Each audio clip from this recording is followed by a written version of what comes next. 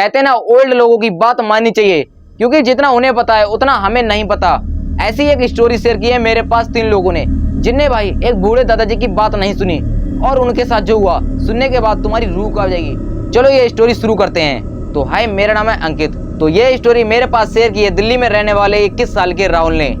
उसकी एक गर्लफ्रेंड भी है जिसका नाम है आस्था। आस्था की एक फ्रेंड है जिसका नाम है श्रुति। ये तीनों मिलकर एक प्लान बनाते हैं कि हम कहीं पर घूमने जाएंगे। इनको कुछ भी पता नहीं था कहाँ घूमने जाएंगे।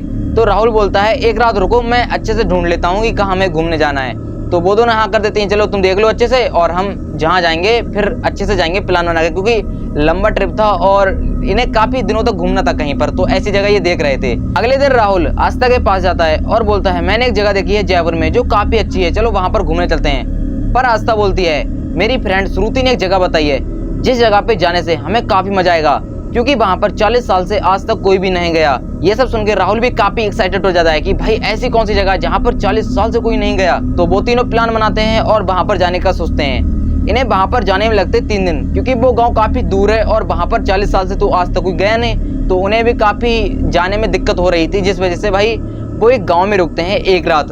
उस गाँव को काल गाँव के नाम से जाना जाता है। कालगांव गाँव के पीछे ही एक गाँव और था जिसका नाम था नागपुर गाँव।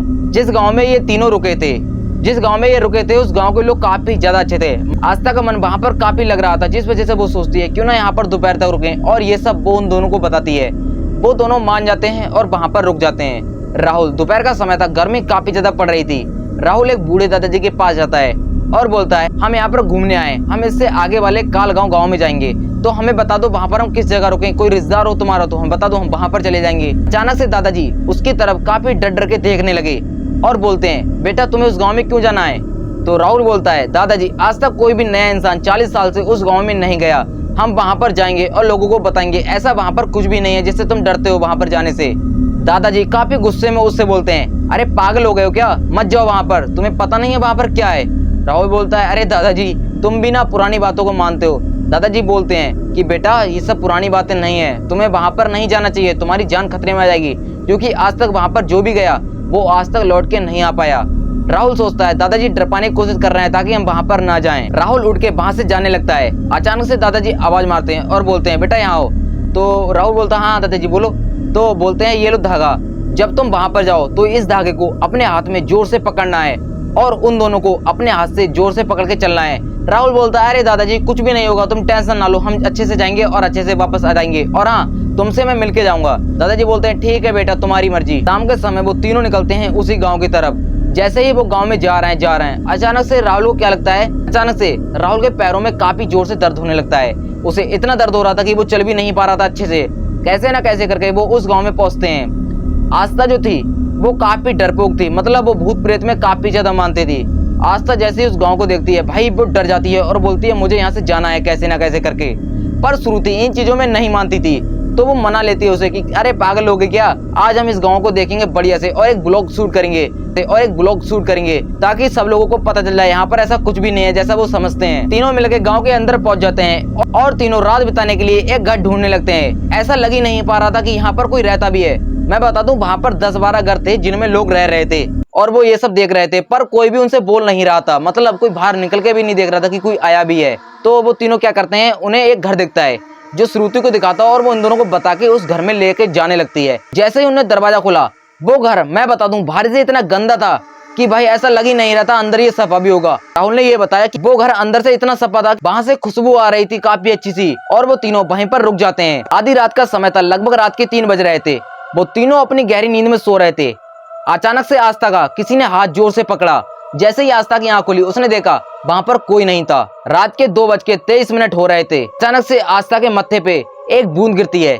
जैसे ही आस्था आंख खोलती है वो देखती है तो भाई वो बूंद एक खून की थी। ये सब देख के आस्था काफी डर जाती है और भाई उन दोनों को जल्दी से उठाती है और ये सब बताती है। वो दोनों कैसे ना कैसे करके उसकी बात मानते हैं और वहां से भागने की कोशिश करते हैं। जैसे ही वो किवाड़ खोल के बाहर भागने की कोशिश करते हैं, एक लड़की उनके सामने आती है और बोलती है अंकल तुम कहाँ जा रहे हो, ये हमारा घर है और तुम ऐसे छोड़ के नहीं जा सकते। वो तीनों बोलते हैं बेटा हमें जल्दी निकलना है यहाँ से, कैसे ना कैसे करके, हमें यहाँ पर डर लग रहा है।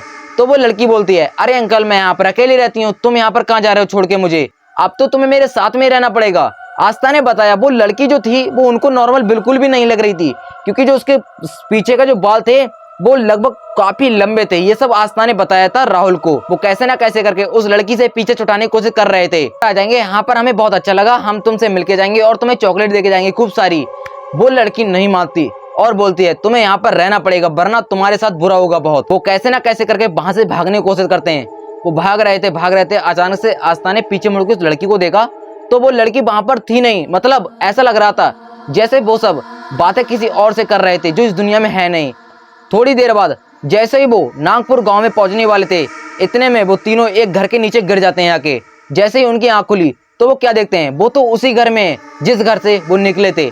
उन्होंने सोचा कॉल लगा के ये सब बता दें गांव वालों को, क्योंकि उनने मुखिया जी का नंबर ले लिया था। तो राहुल अपने फोन से जल्दी से कॉल लगाने सोचता है, पर क्या देखता है उसमें तो कोई नेटवर्क ही नहीं है और उनकी बैटरी भी डेड हो रही थी। ऐसा लग रहा था जैसे भाई ये सब कोई अलग दुनिया में आ चुके हैं। तीनों दोबारा भाग के नागपुर गांव में कैसे ना कैसे करके पहुंच जाते हैं। लगभग 5 बजे का समय था। ये सब मुखिया जी को जाके बताया। मुखिया जी ने पहले ही बताया कि बेटा तुम बच के आ गए, यही बहुत बड़ी बात है, क्योंकि वहां पर जाके आज तक कोई भी लौट के नहीं आया। ये सब राहुल ने बताया अपनी रिकॉर्डिंग में, और आज तक राहुल ऐसी कोई भी जगह नहीं गया जिस जगह के बारे में उसे कुछ भी पता ना हो। तो आप भी ऐसी गलती कभी मत करना कि किसी अनजान जगह पे अपने दोस्तों के साथ या अपने दोस्तों के कहने पे चले जाते हो, तो भाई तुम कभी मत जाना, क्योंकि हो सकता है हमें कुछ ना पता हो, हमारे बुजुर्गों को ये सब पता होता है और भाई उनकी बात हमें माननी चाहिए। तो फिर मिलते हैं किसी और नई हॉरर स्टोरी में। अगर तुम्हारे पास कोई रियल स्टोरी है तो मेरे पास शेयर कर दो। ये